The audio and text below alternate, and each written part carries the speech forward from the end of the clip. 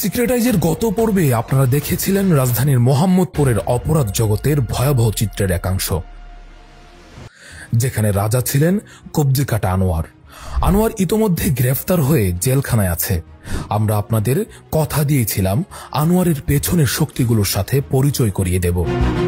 আনোয়ার গ্রেফতারের পর তার পেছনের শক্তিশালী চক্রের সন্ধানে নেমেছে আইন শৃঙ্খলা বাহিনী। টিম সিক্রেটাইজ এ বিষয়ে কথা বলে র্যাব 2 এর সিনিয়র এএসপি খান আসিফ তপুর সঙ্গে। কবজিকাটা আনোয়ারকে ধরার পরে বিভিন্ন মাধ্যমে যে সংবাদগুলো আসছে যে পিছনের ব্যক্তিগুলো কারা বা পিছনের ইন্ধনদাতা কারা, এই বিষয়ে আমরা তথ্য সংগ্রহ চলমান আছে এবং যথাযথ তথ্য এবং আরো কনক্রিট এভিডেন্স পেলে আমরা তাদের বিরুদ্ধে ব্যবস্থা গ্রহণ করব। বিচ্ছিন্নভাবে যে তথ্যগুলো আমাদের কাছে আছে এগুলো আমরা এক জায়গায় করার চেষ্টা করছি। তিনি জানান, আমরা আনোয়ারের সঙ্গে জড়িত অন্যান্যদের তথ্য সংগ্রহ করছি। আপনারা যে তথ্য দিয়েছেন তা যাচাই বাছাই করা হচ্ছে। আমাদের লক্ষ্য মোহাম্মদপুরকে অপরাধ মুক্ত করা।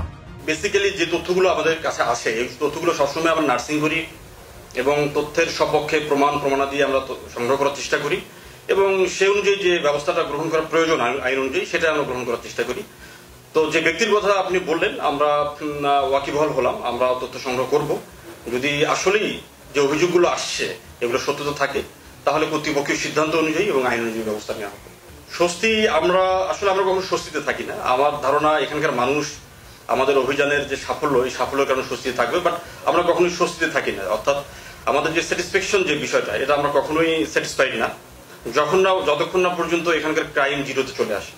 এরই মধ্যে সিক্রেটাইজের অনুসন্ধানে আরো কয়েকটি নতুন নাম উঠে এসেছে, যাদের বিষয়ে কাজ শুরু করেছে র্যাব। আইন শৃঙ্খলা বাহিনীর কর্মকর্তারা আশাবাদী এই চক্রের মূল হোতাদের খুব শীঘ্রই আইনের আওতায় আনা সম্ভব হবে। কাদের কারণে এই অপরাধের ঘোড়া লাগামহীন ছুটছে এটাও স্পষ্ট হবে আমাদের আজকের প্রতিবেদনে। সুতরাং আজ আপনাদের দেখাবো এই আনোয়ার তৈরির কারিগর কারা। আনোয়াররা থমকে গেলে কারা আবার শক্তি যোগান। আনোয়ারদের যেখানে শেষ সেখান থেকেই শুরু সেই সব মাফিয়াদের। এমন একটি নাম কালা মনির। পুরো নাম মনিরুজ্জামান মনির ওরফে কালা মনির। সিক্রেটাইজের অনুসন্ধানে তথ্য আসে মনিরুজ্জামান মনির দীর্ঘদিন রাজনীতির ছত্রছায়ায় ভূমিদস্যুতা, চাঁদাবাজি, মাদক ব্যবসা ও টেন্ডারবাজির মাধ্যমে আতঙ্কের রাজত্ব কায়েম করে আসছিল।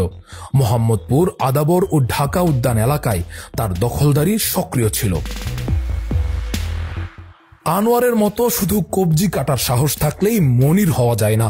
এদেশের মাফিয়াতন্ত্রের সুরমা চোখে লাগাতে হলে রাজনৈতিক শেল্টার লাগবেই।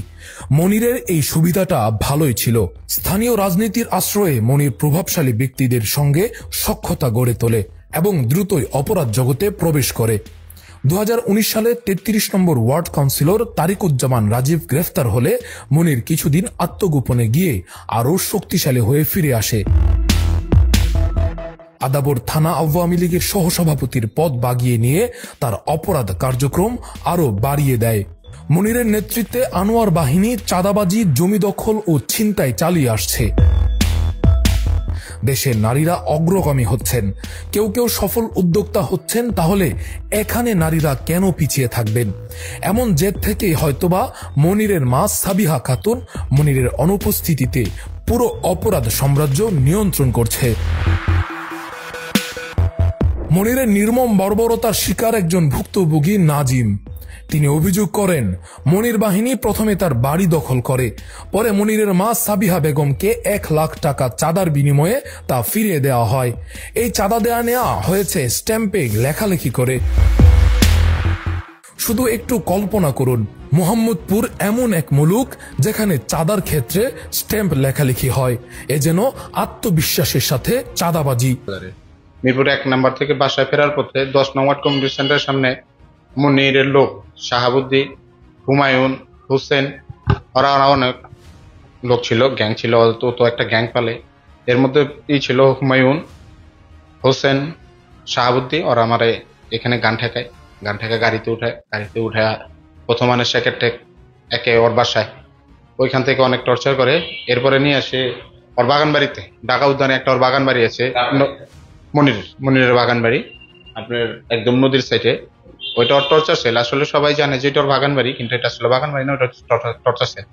ওইখানে আমার রাতভর অনেক মারে, অনেকই করে। আর আমার এই দেহের ক্ষতগুলো তো দেখতেছেন, এগুলা আমারে ওরা গ্যাংরা রড, কেউ চাকু, কেউ রড, যে যে পারে আমার অমানুষের মতো মারে। প্রথমে একজনের কোদালা নেয় মাটিগুলা খোঁড়ে ডিপের থেকে ফ্রিজের থেকে বরফ বাইর করে ফালায়া আমার হাতটা এইভাবে বাঁধে পাটা এইভাবে বাই দেয়, আমার বরফে ফালায় রাখে। তখন বলে যে তোরা হাতে মারব না, তোরা এখানে ফালায় রাখলাম ঠান্ডার দিন, তুই এমনি মরে যাবি, একটু পরে লাশ বাইরে ফেলাই দেবো, সবাই বলবো ঠান্ডায় মরে গেছিস। আমি কোনো প্রমাণ রাখি না মারলে। তুরাগ নদের তীরে অবৈধভাবে নির্মিত মনিরের বিলাসবহুল বাগানবাড়ি ছিল এক ভয়ঙ্কর টর্চার সেল। এখানে ধরে এনে নির্মম শারীরিক নির্যাতন চালানো হতো, যাতে বাইরে শব্দ না যায় সেজন্য উচ্চস্বরে গান বাজানো হতো। মনির বর্তমানে সুদূর আমেরিকায় বসবাস করছেন বলে জানা গেছে, তবে তার অনুগত বাহিনী ও তার মা এখনো তার অপরাধ সাম্রাজ্যের কার্যক্রম চালিয়ে যাচ্ছেন। আনোয়ার তৈরির অন্যতম আরেক কারিগর শামীম ব্যাপারী। মোহাম্মদপুরে শামীম ব্যাপারী দীর্ঘদিন ধরে চাঁদাবাজি, জমি দখল, ছিনতাই সহ ভয়ঙ্কর অপরাধ কর্মকাণ্ড চালিয়ে আসছে। তার নির্দেশেই আনোয়ার গ্রুপের অন্যতম সক্রিয় সদস্য এক্সেল বাবু বুড়িগঙ্গা ফিলিং স্টেশন দখলে নেয়। তার পালিত সন্ত্রাসী বাহিনী পুরো এলাকা জুড়ে ত্রাসের রাজত্ব কায়েম করে আসছে। এই শামীম ব্যাপারী 2003 সালের বরকত হত্যা মামলার প্রধান আসামি। হত্যাকাণ্ডের পর তিনি দীর্ঘ 19 বছর ভারতে পলাতক ছিলেন। চাঞ্চল্যকর বিষয় হল, শামীম শুধু বাংলাদেশি নাগরিকই নন, বরং কৌশলে তিনি ভারতের নাগরিকত্ব বাগিয়ে নিয়েছেন। সিক্রেটাইজের অনুসন্ধানে উঠে আসে শামীমের রয়েছে ভারতীয় পরিচয়পত্র, আধার কার্ড এবং ভারতীয় পাসপোর্ট। এত বছর ধরে তিনি ভারতে আত্মগোপনে থাকলেও তার অপরাধমূলক কর্মকাণ্ড বাংলাদেশে সক্রিয় বিরাজমান। শামীম ব্যাপারী মোহাম্মদপুর থানা আওয়ামী লীগের সাংগঠনিক সম্পাদক আবু সায়েম শাহিনের সহোদর এবং সাবেক কাউন্সিলর আবু সাইদ ব্যাপারীর ছেলে। রাজনৈতিক পরিচয়কে ঢাল হিসেবে ব্যবহার করে তিনি বছরের পর বছর নানা অপরাধমূলক কর্মকাণ্ড চালিয়ে যাচ্ছেন।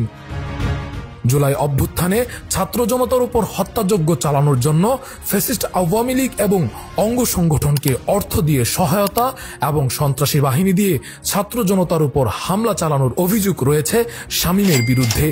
এই ঘটনায় একটি মামলা হয়, যার প্রধান আসামি করা হয় শেখ হাসিনাকে। অন্য আসামিদের মধ্যে আছেন ওবায়দুল কাদের, আনিসুল হক, আসাদুজ্জামান খান কামাল, ফজলে নূর তাপস এবং শামীম ব্যাপারী ও কালামনির। ভারতে দীর্ঘদিন পলাতক জীবন শেষ করে দেশে এসে আরো দুর্দণ্ড প্রতাপের সাথে শামীম তার অপরাধ কার্যক্রমের বিস্তার ঘটাচ্ছেন। সিক্রেটাইজ শামীমের সাথে এক ভারতীয় নাগরিকের ঘনিষ্ঠতার তথ্য পায়। আমাদের বিস্তৃত অনুসন্ধানে উঠে আসে এই ভারতীয় ব্যক্তির সাথে ফ্যাসিস্ট আওয়ামী লীগের একাধিক এমপি মন্ত্রী, এর মধ্যে উল্লেখযোগ্য আওয়ামী লীগের নেতা সাবেক স্বরাষ্ট্রমন্ত্রী আসাদুজ্জামান খান কামাল, সাবেক খাদ্যমন্ত্রী সাধন চন্দ্র মজুমদার সহ আরো কয়েকজন নেতাকর্মীর ঘনিষ্ঠ সখ্যতা রয়েছে। টিম সিক্রেটাইজের বিস্তারিত তদন্তে আরো রহস্যময় তথ্য সামনে আসে, আর তা হলো সেই ভারতীয় নাগরিক কোনো সাধারণ নাগরিক নন। তিনি এতটাই পাওয়ারফুল ছিলেন যে যিনি বেশ কয়েকবার ফ্যাসিস্ট হাসিনার সাক্ষাৎ পেয়েছেন। অবলীলায় একটা দেশের প্রধানমন্ত্রীর সাক্ষাৎ পেয়ে যান, তাহলে কে সে? তার ব্যাকগ্রাউন্ডই বাকি।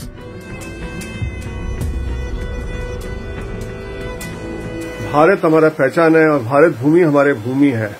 अखंड भारत हमारे भूमि है। नमस्कार, भारत माता की जय। অতঃপর যা বেরিয়ে আসে তা কখনো কেউ কল্পনাও করেনি। ভারতীয় সেই নাগরিকের নাম সিদ্ধার্থ চ্যাটার্জি, যিনি কলকাতায় বসবাস করেন। সংশ্লিষ্ট ব্যক্তিদের দাবি যে সিদ্ধার্থ চ্যাটার্জি আসলে ভারতের গোয়েন্দা সংস্থা র এর একজন এজেন্ট। তার সামাজিক যোগাযোগ মাধ্যম অনুসরণ করেও দেখা যায় তিনি বিভিন্ন সময়ে বহুবার বাংলাদেশে এসেছেন ও অবস্থান করেছেন।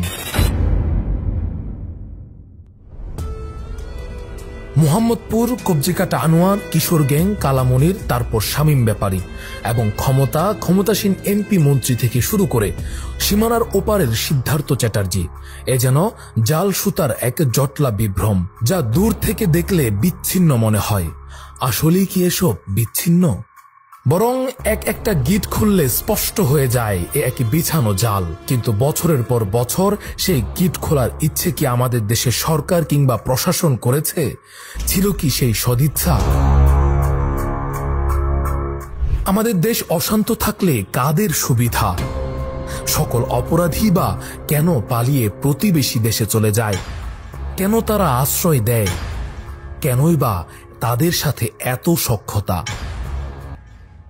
পরিবর্তিত নতুন সরকার কিংবা তাদের প্রশাসন কি এই প্রশ্নগুলোর উত্তর খুঁজে দেখবে? ৫-৭টা বিচ্ছিন্ন ঘটনা একযোগে ঘটলে রাজধানীর কি বাজে পরিস্থিতি হয় তা সম্প্রতি আমাদের কাছে নদীর পানির মতো স্বচ্ছ।